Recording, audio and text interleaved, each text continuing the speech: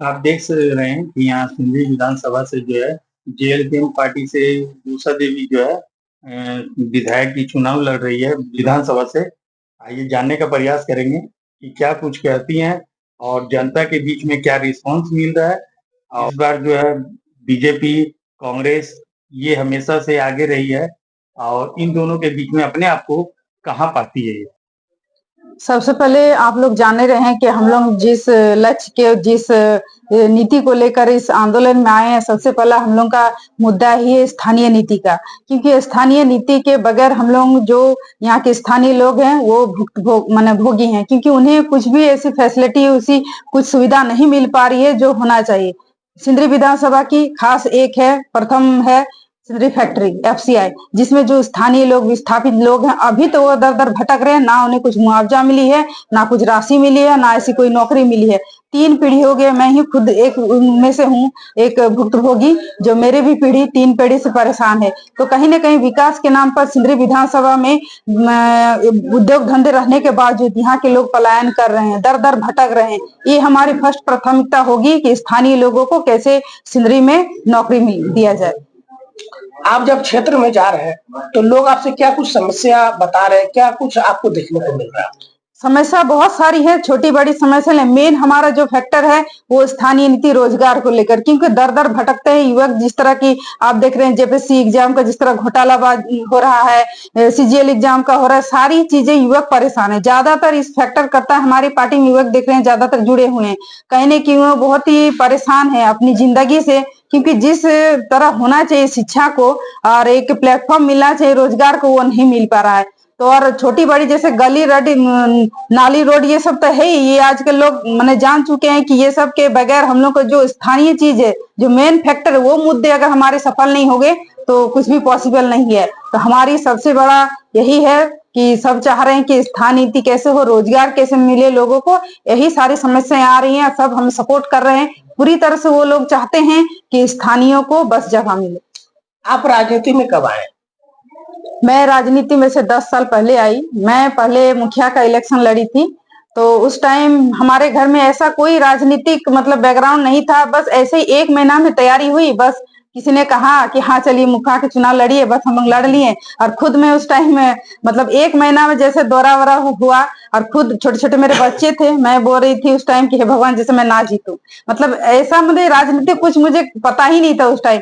लेकिन हाँ उस टाइम नहीं निकल पाए क्योंकि हमारा मन ही नहीं था, बस शौक से हम लोग निकले थे।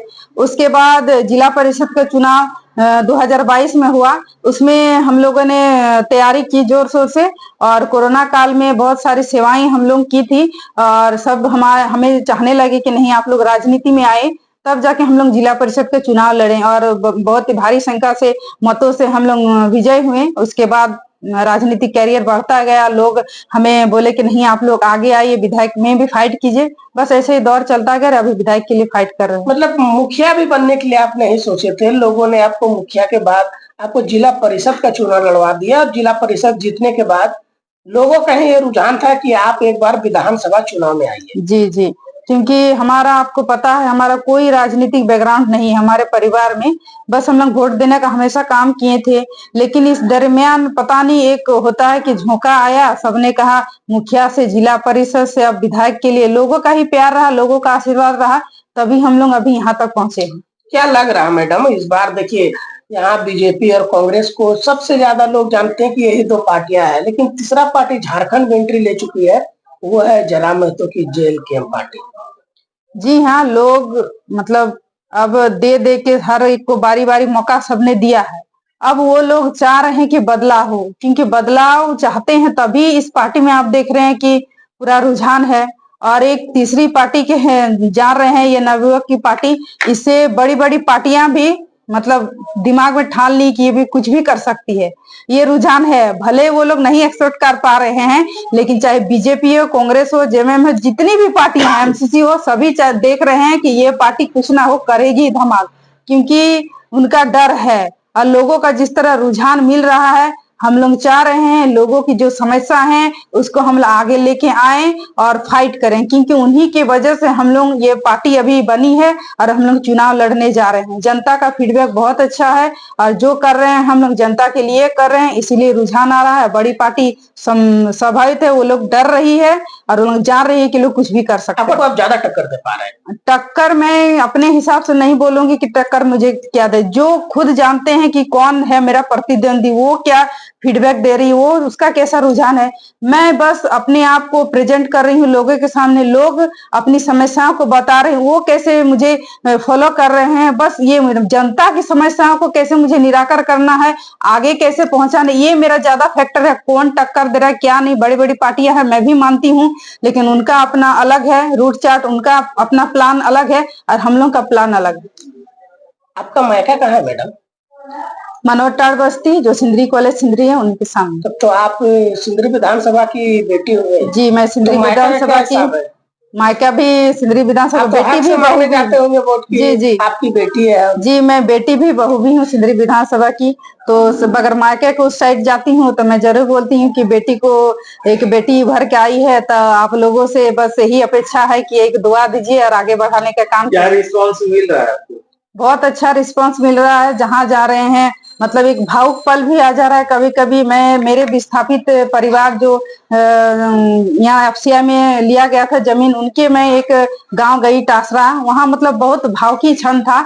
वहां पे पुराने लोगों से मिलकर, मतलब मेरे दादा दादी, उनके पूर्वज, उनके नाम से मतलब जानने लगे कि उनकी मैं पोती हूँ, तो बहुत ही भावुक क्षण था। उन लोगों का कहना है कि हम लोग जो बीआईटी सिंदरी है वहां पे उनका घर था, तो उन्हें विस्थापित कर टासरा में बैठाया गया। तो उनके पास, उन्होंने कहा कि अभी तक हमारे पास ना पानी की सुविधाएं हैं, ना सड़क की हैं, ना आवास की, उन्हें सरकारी सुविधाएं कुछ भी नहीं मिलता। ये कि नियमतः ये होता है कि फैक्ट्री अगर विस्थापित किए वो सारा चीज मैनेज करे, लेकिन अभी तक उनके पास ऐसी कोई सुविधा नहीं मिल पाई है। तो उन लोगों का भी बहुत मतलब पूरा समर्थन मेरे पास पहुंच रहा है। वो लोग बहुत खुश हैं कि हमारे विस्थापित। मैं यही अनुरोध करूंगी कि आपने हर बार सभी को मौका दिया, इस बार एक बेटी, एक बहू आपके रूप में आई है कि आप लोगों का समर्थन चाहती है, क्योंकि आप, बदलाव जरूरी है। आपने सबका सहयोग किया, सबका समर्थन किया बारी बारी से।